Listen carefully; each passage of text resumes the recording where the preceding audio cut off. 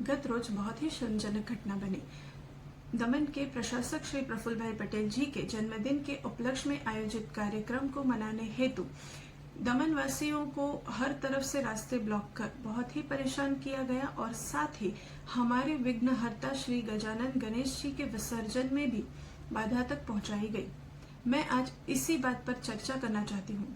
नमस्कार, मैं Vaishali Waddell, coordinator सांसद कार्यालय दमन एवं दीव।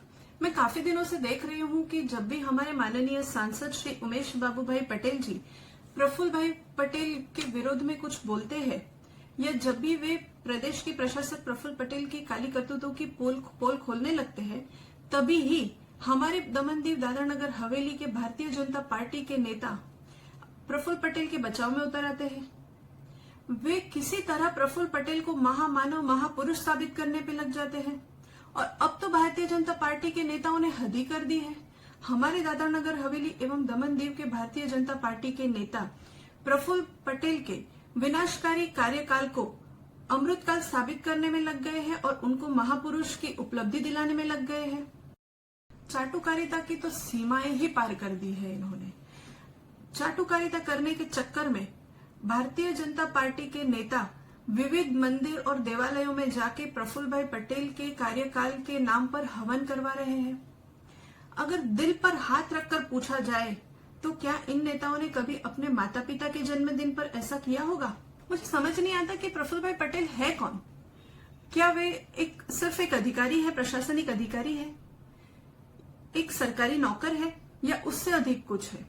यदि वे सिर्फ एक सरकारी नौकर है तो उनके जन्मदिन पर इतना तामझाम क्यों, इतने हवन, इतने दिनों का उत्सव क्यों मनाया जा रहा है?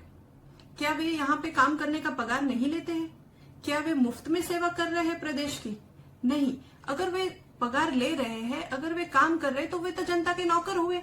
तो नौकर के लिए इतनी सेवाएं, इतनी उपलब्धियों के लिए इतने हवन, इतनी पूजाएं क्यों की जा रही है भैया? इतना आप अपने माता पिता के लिए कर लो, वे आपको दिल से आशीर्वाद देंगे। और प्रफुल्ल भाई को जिसका नुकसान करना है वो तो आप उनकी चाहे जितनी चाटुकारिता कर लो, चाहे जितने हवन करवा लो, वे तो करेंगे तो करेंगे। उन्होंने प्रदेश का नुकसान करने में क्या बाकी रखा है? उन्होंने कौन से आदमी को बख्श दिया है जिसकी कोई गलती नहीं है? वैसे मासूमों के घर भी उन्होंने अपने स्वार्थ के लिए तोड़ दिए। क्या उन लोगों की हाय आपको नहीं लगेगी? चलिए बात करते हैं प्रफुल्ल भाई पटेल के जन्मोत्सव की। भारतीय जनता पार्टी तो छोड़िए, पर पूरी की पूरी सरकारी मशीनरी को भी प्रफुल्ल भाई पटेल के जन्मोत्सव के कार्यक्रम में झोंक दिया गया है। मैं पूछना चाहती हूं इन सरकारी अधिकारियों से कि क्या आप सरकार का काम करने का वेतन लेते हैं, प्रदेश की सेवा करने का वेतन लेते हैं या प्रफुल्ल भाई पटेल की सेवा करने का वेतन ले रहे हैं? आप मुझे बताइए कि हमारे दमन दीव का, दादरा नगर हवेली का जब मुक्ति दिवस आता है, हमारे दमन दीव का जो मुक्ति दिवस है 19 दिसंबर, उसके कार्यक्रम में तो आप कहीं आगे नहीं आते। उसका तो कार्यक्रम ही बंद कर दिया गया है, उसका तो कार्यक्रम ही नहीं मनाया जाता है। तब आपकी आत्मा कहाँ जाती है? जिस प्रदेश का काम करने का आप वेतन ले रहे हैं, पगार पा रहे हैं, उस प्रदेश की सेवा करने का, उस प्रदेश के मुक्ति दिवस का इतना बड़ा पर्व मनाने का आपके पास टाइम नहीं है। तब आप कार्यक्रम तो जाने दीजिए, आपने तो जो सरकारी छुट्टी मिलती थी वो तक बंद कर दी है। हमारे प्रदेश के मुक्ति दिवस पर तो आपसे कार्यक्रम होते नहीं है और प्रशासक प्रफुल्ल पटेल के जन्मोत्सव के कार्यक्रम करने में आप प्रदेश के करोड़ों करोड़ रुपए का खर्चा कर रहे हैं। मुझे बहुत दुख हुआ जब मैंने सुना कि हमारे भगवान विघ्नहर्ता श्री गजानन गणेश जी, उनके विसर्जन स्थल पर रोक लगा दी गई है। सालों साल से मैं देखती आ रही हूं कि हमारे नानी दमन जेटी पर गणपति जी का विसर्जन होता आ रहा है।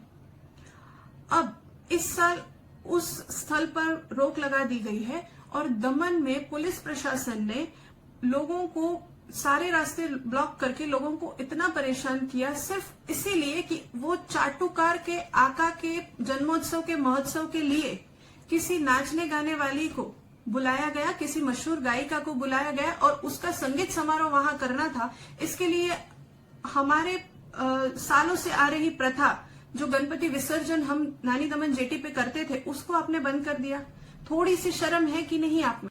यह दुखद है कि ये इतना बड़ा मुद्दा है कि हमारे सालों साल से चली आ रही प्रथा गणपति विसर्जन जो हम नानी दमन जेटी पर करते थे उस पर रोक लगा दी गई है। इतना बड़ा मुद्दा है, इस पर किसी भारतीय जनता पार्टी के नेता ने कुछ नहीं बोला। बोलना तो छोड़ो, किसी ने इस पर एक विरोध भी नहीं जताया।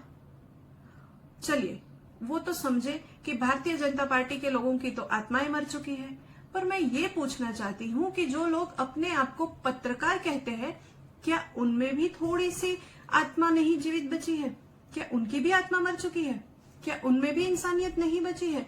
उन्होंने, किसी भी पत्रकार ने ये नहीं छापा, किसी भी न्यूज़पेपर में ये नहीं छापा कि हमारे गणपति जी के विसर्जन के स्थल पर रोक लगाई गई है, ये गलत है। किसी ने लिखा?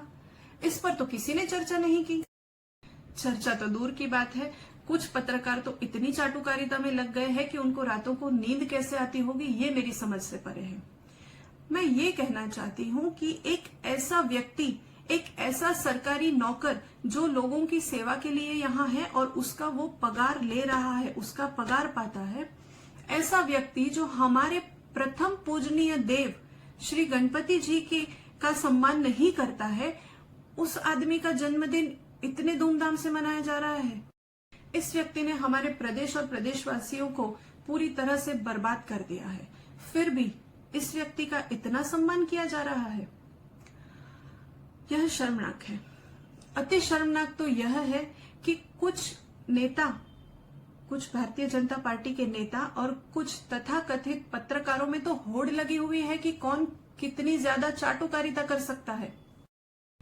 मैं बस भगवान श्री गणेश जी से प्रार्थना करती हूँ कि इन भटके हुए नादान लोगों को सद्बुद्धि प्रदान करे और हमारे प्रदेश को हर पीड़ा और मुसीबत से मुक्ति दे और यहाँ चल रहे राक्षसी शासन का नाश कर प्रदेश एवं प्रदेशवासियों का कल्याण करे। आप सभी को गणेश चतुर्थी की हार्दिक शुभकामनाएं। धन्यवाद।